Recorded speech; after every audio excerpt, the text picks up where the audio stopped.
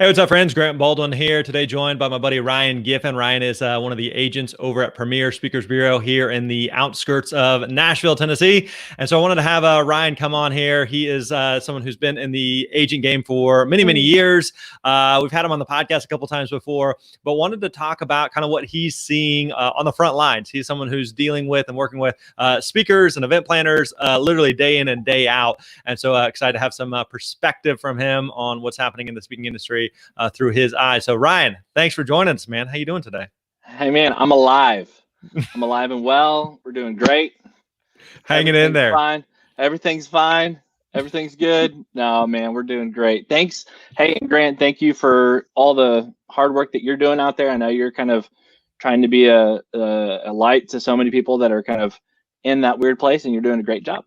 Man, I appreciate it. We're all figuring it out as we go. I know we're all sick and tired of hearing that of the unprecedented times that we are in, and this has certainly affected a lot of industries, but definitely the speaking industry. So, for some quick background and context, kind of give us a snapshot of what's your role at Premier. How long have you been there? What do you do as a speaker agent? What industries do you primarily work with? If you were to ask me that in January, I'd say I've been here for about 12 years. Now I say I've been here for probably about 37 years is what it feels like. It's been a crazy few months, but no, I started at Premier in June of 2008. So I just kind of finished 12 years here at Premier. I primarily am doing education, K-12, university, events kind of in the public sector for universities. And yeah, man, I'm an agent and I'm loving it. It's great very stuff. Nice, very nice. I got Abraham Lincoln here right behind me. There. So we got good. Him. Thanks, Eric Wall. Appreciate it. So as someone who's been working, especially in the education space for a long time, what is kind of a day in and day out? Like, what's your normal role? You're kind of the matchmaker between speakers and events. So you're talking with a lot of events, event planners. You're talking with a lot of decision makers, and you're trying to find the right speaker for the gigs that they may be looking for. What does an average day look like for you? Yeah, so coming into Premier, having zero clue even what a speakers bureau was, right? When I first looked at the catalog that Premier used to mail out to our event planners that we worked with, right? I remember looking through that. I'm like, I don't know any of these people, and like I should know these people. So when I came knowing nothing about it, I was just kind of in a take it in mode. And what I really kind of found out where Premier's niche was going to be successful in the education space was predominantly with the K-12 schools, with teacher events, training events, professional development events. We kind of had a really good all-star cast of me coming into Premier, of some exclusives that were with Premier that really kind of helps establish the education market, but just growing that and seeing that there is a substantial market in the education space for professional development and those types of areas. In the university space, I'm really kind of on a day-to-day basis, really working with student groups or university as a whole for their speaker series or convocation events. So that's kind of a crazy world right now too. There's a lot of whole virtual commencement ceremony speakers and those types of stuff. So that's kind of what I'm doing there. So all right, so I want to hear. I hope I answered your question. You did totally. And so I'm curious on two fronts. Like one, like what are you kind of hearing? Because again, you work with a bunch of agents there. I'm friends with several of you guys over there. And so what are you kind of hearing amongst agents just across the board in the speaking industry? And then I want to dig into, especially in the education space, since again you're on the front lines there, what you're hearing. But as you kind of talk amongst yourselves internally there, what's kind of the sense that you guys have at the moment? Yeah, I mean, I think, education right now differs a little bit from the corporate space. There's a little bit more, there's a lot more to prepare for in education right now with, the world's teachers really kind of being in limbo, even up to this day with school starting in 3 or 4 weeks of, are we going online for our classes? Are we doing a blended where we're going to be some in classroom, some not? And so there's a whole lot more stuff going on in education, but in a whole with, at Premier, it really just is kind of boiling down to, it's every week something new kind of develops, or Mhm. is August, or is October fall events going to hold water, right? Yeah. Are we gonna see that? Some people are saying, yeah, we're moving forward, and some people are saying, hey, we're gonna postpone. So we're getting kind of a mix of that, and it is kind of a difficult balance Yeah. that we have. A lot of people are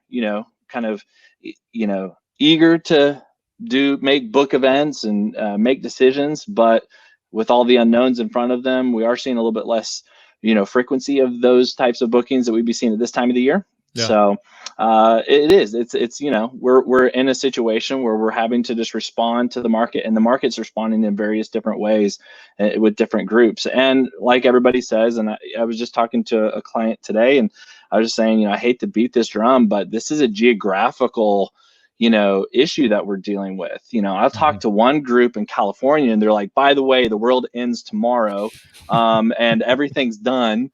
And then I'll talk to a group in Ohio or Missouri or Nebraska, and they're like, you're like, we're going in person, woo! So it's like, whoa, what? And it is geographical. Yeah. Illinois used to be kind of like this lockdown place. Now their numbers are good, so some people are like, hey, let's do some Illinois. It Yeah. changes so much, and you just have to kind of always be on it and flexible and ready to go. Are you also seeing not only just geographically, but are you seeing certain types of events or certain types of spaces that are more open to doing something than others? So, for example, universities versus doing professional development trainings for teachers and educators versus school assembly speakers, or the Right. size of the school, or what are Yeah. some of the things in addition to geography that you're seeing? Like, I'm starting to see a little bit more traffic Mhm. here, and this is Yeah. still kind of on the back burner over there. Yeah. Yeah. So in my space, I think education is kind of feeling the same pinch that corporate is when it comes to some of the larger like national conferences or state conferences where you have a lot of people coming together, 3,000 attendee conferences. I think those people are still going to be feeling the pinch, not able to kind of move forward. They're kind of picking up their events and putting them into 2021, and just kind of like hoping for the best. Where Mhm. I'm seeing the most action is, and kind of what I was going back to was talking about earlier with the blended learning, online teacher training, getting our teachers ready for an unprecedented start of the school year, which is going to be completely different than any other start of the school year in the history of the world. But Mhm. we're seeing a lot of those professional development events where teachers are getting training for online or remote teaching, blended learning, but we're also seeing some groups that are saying, hey, we need someone to encourage us and to make us laugh and Yeah. to help us kind of refocus on our why, and be the compass to like, hey, this is a tough situation, tough time, but we need the encouragement, and that this is why we're doing what we're doing, and that motivational message almost in a sense. And so they're kind of hungry for that as well. We're seeing those happen in person when they can sometimes, but also virtually. We're seeing those things happen. But yeah, in that space, those teacher training events, I mean, I think it's going to be interesting for any speakers or people that you're working with, Grant, that are kind of following your work or a part of your group that are doing student events. That's going to Mhm. be an interesting space because, Yeah. like, for instance, where you and I live, Grant, in Williamson County, they're still going to have student assemblies up to a certain level, but once they cross a certain threshold in cases, they kind of go like, we're seeing a lot of these tiered systems that uh, we're not going to do student assemblies if we get to this point, or hey, no student assemblies this year, or if we do student assemblies, you're going to have to do like 37 of them in one day because we can only have Right. 12 people in a room at one time, right? So I just an exaggeration, but we have had some groups say, hey, we want him to speak to the students, but he's going to have to we're going to have 6 assemblies instead of the 2 that we normally do, Yeah. just so we can have space. And just that flexibility that the speakers have to have with that. And normally you'd be like, whoa, 6 in a day, I can do that, or yeah, that's hard. But Yeah. we're seeing a bunch of that.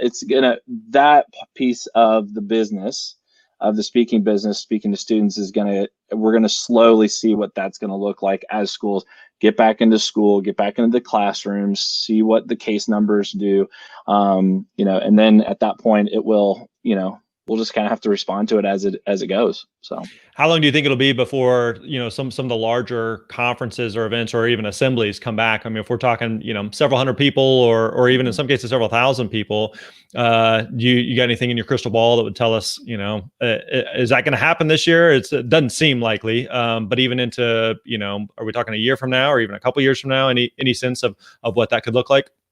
Yeah, I mean, I never want to kind of like say here's what I think, because I don't want to and you don't want to like predict anything wrong, because like who knows, like we're all making educated guesses right now. Yeah, we're making educated guesses. It's so hard.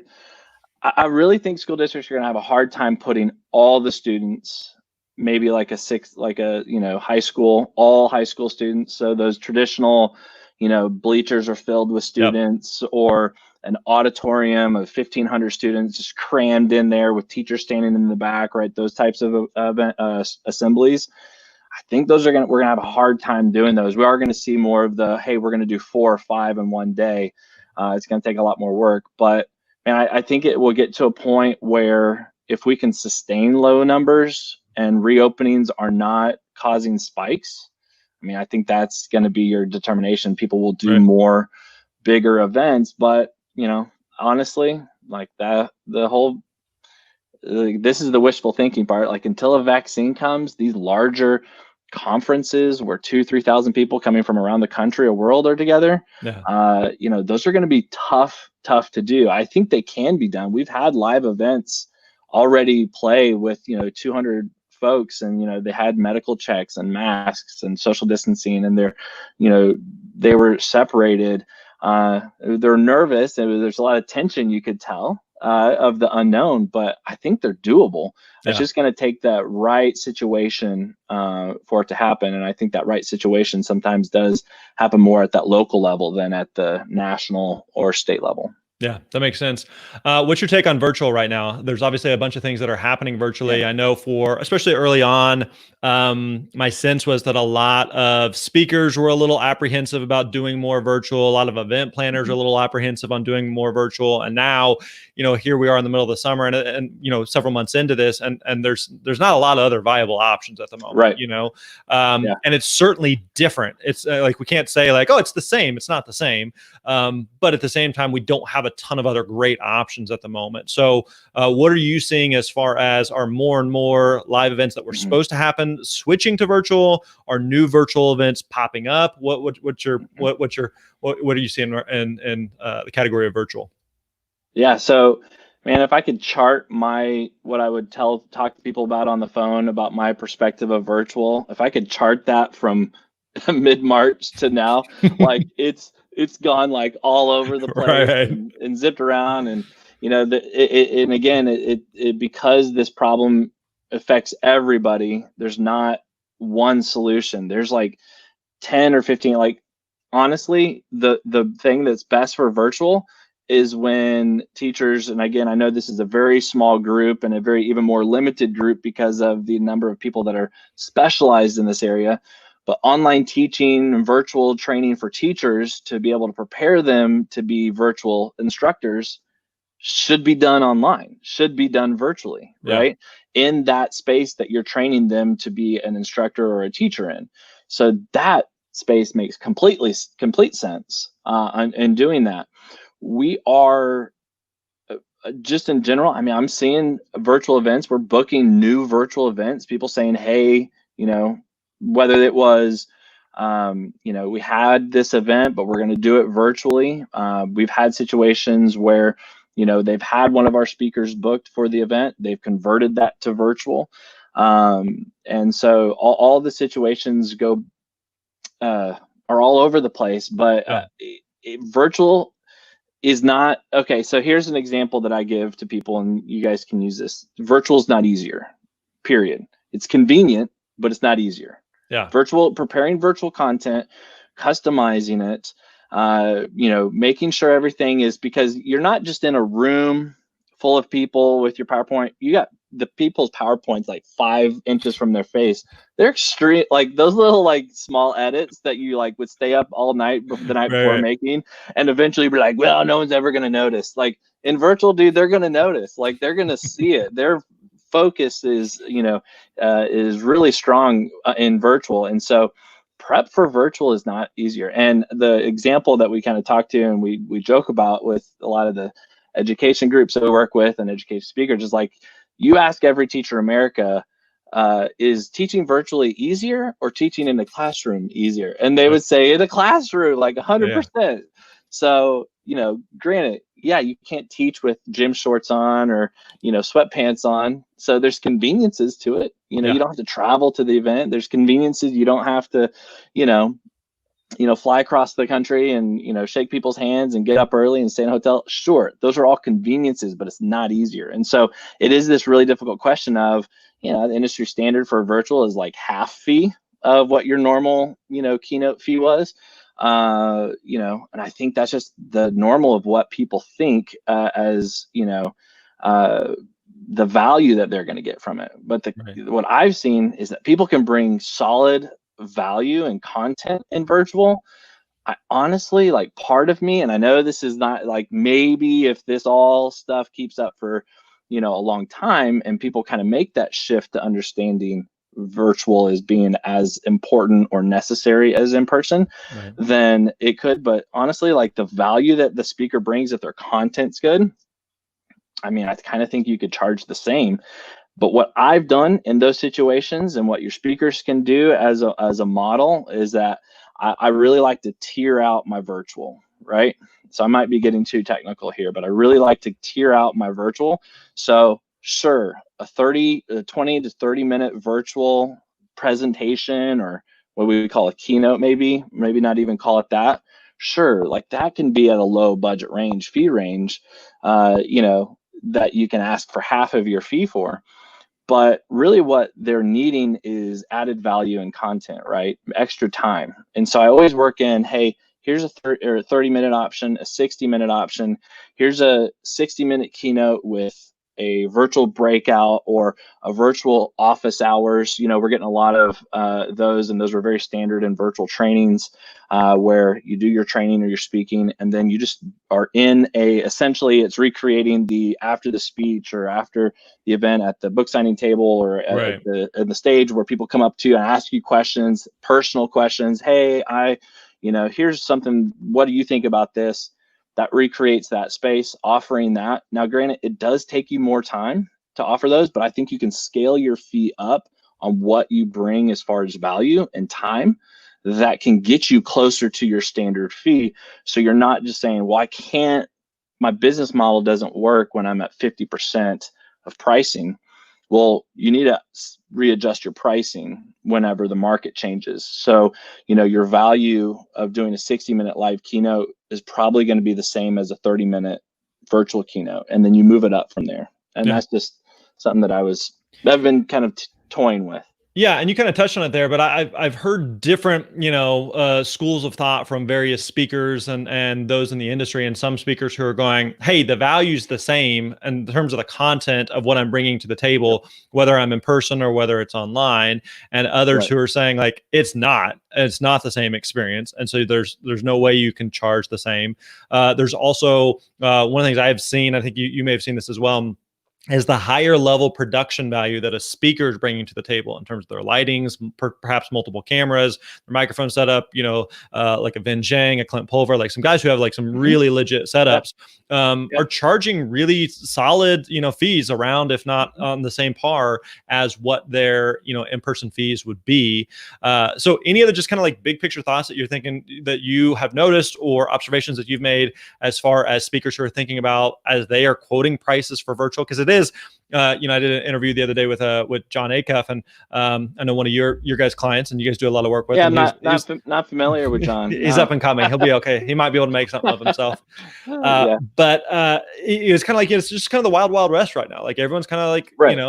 events are making this up, speakers are making this up. But any other observations that you've had on speaking fees right now for virtual? Yeah, I mean, I think it does. There's components that add to it. Your production value your wow factor, engagement are all things that you really have to, how am I intentionally engaging my virtual audience every 3 to 4 minutes?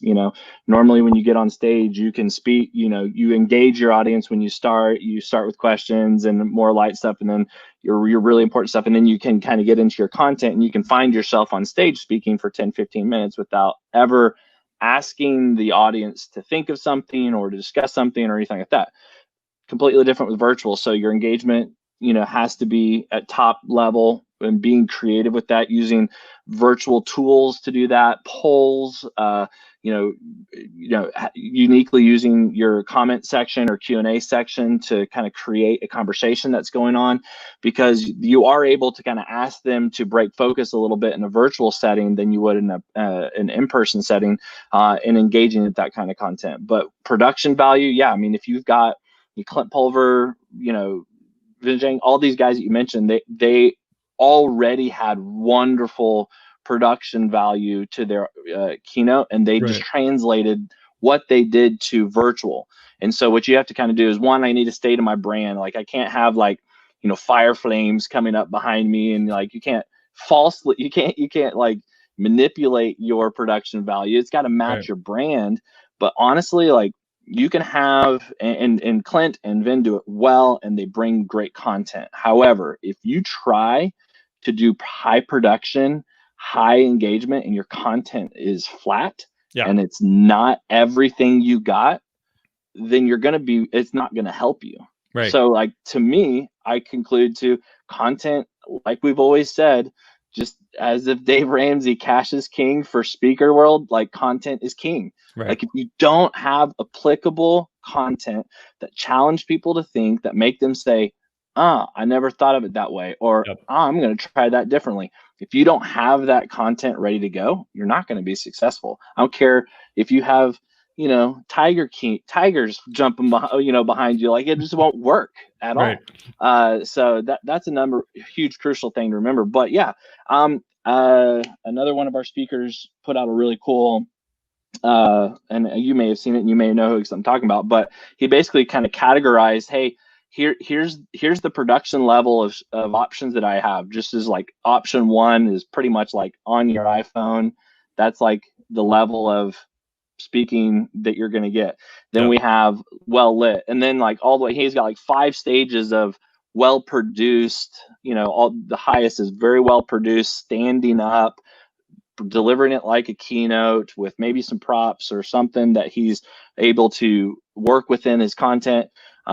So that too, if you aren't comfortable with always being in that high level production, business, or high production level virtual keynote, then give yourself some space to allow customers to choose. Because one may come to you and be like, man, we just need you for 30 minutes and we don't care if you're on your iPhone. Like, we had an event where they asked for a pre-recorded video, and they said it can be from the guy's iPhone. We don't care. The production value we don't care about, right? It's who it is there and the content. And then the other ones are like, all right, now, are they standing or sitting? Is it going to be at an angle? Is the camera, and like, they're super focused on that. So you have to be prepared. Every customer is going to have these weird, like, things that they get stuck on, and having those options for them only kind of helps you have more product to sell to them. When it comes to virtual, I've heard from some speakers who have, like a Vin or a Clint, who said, hey, I'm really going to lean into this, and I want this to be a large, long-term part of my strategy. Others who are just like, it's just not the same, and I'm doing it to buy time, but I don't enjoy it. How do you see virtual fitting into just the speaking industry as a whole, long term, in the coming years? 2, 3, 4, 5 years out, is virtual still going to be a thing, or is everyone just kind of like, it's a stopgap until we get back to live events? What do you, again, magic crystal ball here, but how do you see that playing out? There you go. I'm going to peer into it real quick. But yeah, I mean, early on, everyone's like, virtual sticking around long after this. Like, it's going to be around forever. It's going to be the new normal. And now we're just kind of realizing that people are hungry for live in person. So I do think that there's going to be aftershocks of virtual content, maybe it is a group that otherwise, prior to all of this, would have just said, yeah, we're not going to do an event. well, they're going to stop and think, well, I guess we could do a virtual event, low cost. All we have to do is the online platform. So sure, let's do something so we can get content out there. We can get cheaper speakers and those kind of things. I think there will be aftershocks of this that are going to continue on. But what I see it as is a resource. Why speakers, I believe, now need to be developing virtual content is that it will be the ultimate value add when things get back to full speed, when the vaccine hits, right? Or whatever it is, or we get back to a new normal way of living and in-person events are happening. The virtual content either is going to be expanded product line that you're going to be able to offer to a client, or it's going to be an additional value add to say, hey, I'll come into your conference, but a week prior or a week after, I'm going to do an online engagement or a virtual engagement with your leaders or a certain group of your people or your teachers. Hey, if you're a specialist in some education area and you want to offer that virtual interaction to a special group of educators that you can bring additional value to, they're going to see that as, okay, I'm getting the in-person and I got the content created and I've done it a million times. I can offer value added virtual content as well. So packaging those, it's going to definitely be a supplement to the new 21st century speaker of being able to do those virtually in need. And honestly, like I never want to get into a situation where I'm telling the market or I'm telling my industry what it needs to be doing and then doing that. Like, I just think that, unless you're just like have a perfect track record of always predicting the right thing, that's great. But if you get into a situation where like, I'm not investing in a virtual. So I've got a couple speakers who are like, I'm not doing any virtual. I don't like my virtual content. I don't like speaking on camera. I don't like doing that.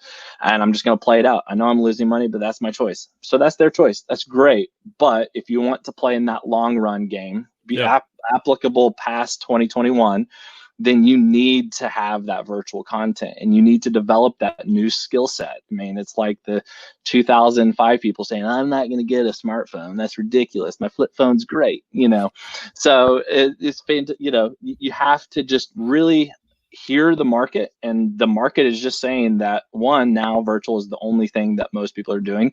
And in the future, it's going to be a part, I think, of the DNA, sure, maybe 2023, 2024, when we've got all of that, everything's done. I still think even then, without the pandemic that we've experienced in these crazy times, right, virtual would be more prevalent than regardless.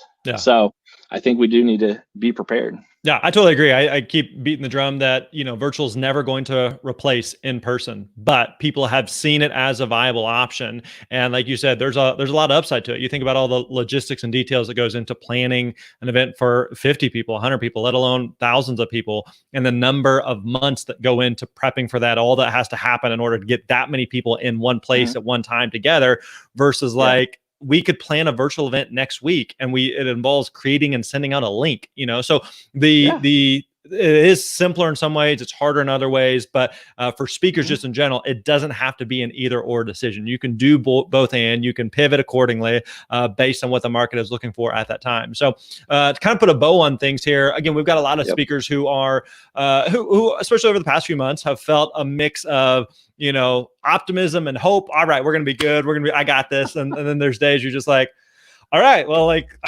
what's plan B here, and everything in between, the fear, the uncertainty, and we all feel it. I know I've had plenty of conversations, amongst speakers and those in the speaking industry where just the highs and lows we're all feeling. So what would you say to speakers right now who are just riding the highs and lows, the emotional waves here of trying to figure out how this is all going to play out? Yeah, I mean, I would just say, really focus on staying grounded and don't set up expectations or don't set up goals that you have zero influence over. The difference between setting a goal of like, I'm going to lose 100 pounds. Well, why don't you, it's the John Acuff thing, right? Set a goal of losing 10 pounds and then another 10 pounds. So like very early on, especially like when schools first started closing in March, and our school district in Williamson County, right? That was like every day it was kind of, we'll update you. And so like, we didn't know what was going on in the world, but like we kept them be like, yeah, I really think, they're going to go back to school. Like we didn't know that. And so like every day we were disappointed. So translate that to speakers. Like, don't get in your mind that, hey, I'm just going to do virtual content for a few months because I think that's going to happen. Like, I think investing into the long run of whatever's working now only potentially helps you, never hurts you. Yeah. Right. Like, it will only, preparing virtual content will actually only help you exercise your in-person content when that time comes. Developing and diversifying the packages and the options that you have to provide to customers it can only help you, right? Can only help give them more options to choose from, and look outside of speaking engagements. I mean, it's a hard thing to say as we're talking to a bunch of speakers, but like, look to see how your content can add value in different ways. Courses, podcasts, and developing content outside of the in-person. But again, all of it directing back towards your brand, all of it directing back towards you're the expert on whatever you talk about, and that your story is the most inspirational and needs to be booked when we can book live events, right?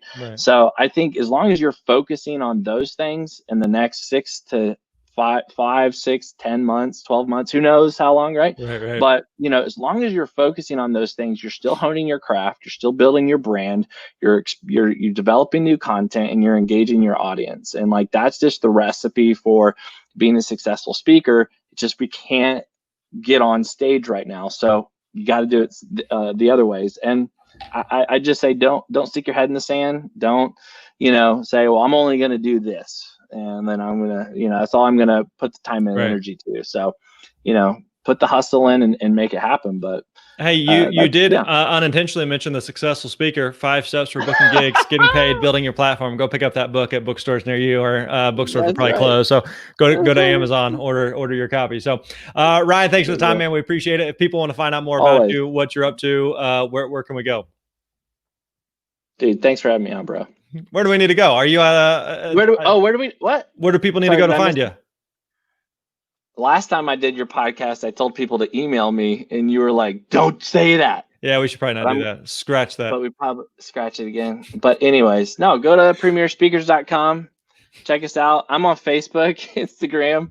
Here's the deal. Like, anytime we have anyone who's an agent or a bureau, I always try to give the cautionary tale of just like, hey, 95% of speakers listening, watching right now, don't go attack Ryan. Okay, so he's busy. All you need to know is like what's right here, what's written right here. Just Google that. Perfect. And you can find me anywhere. Giff, thanks for the time, man. We appreciate it, buddy. See you later, guys.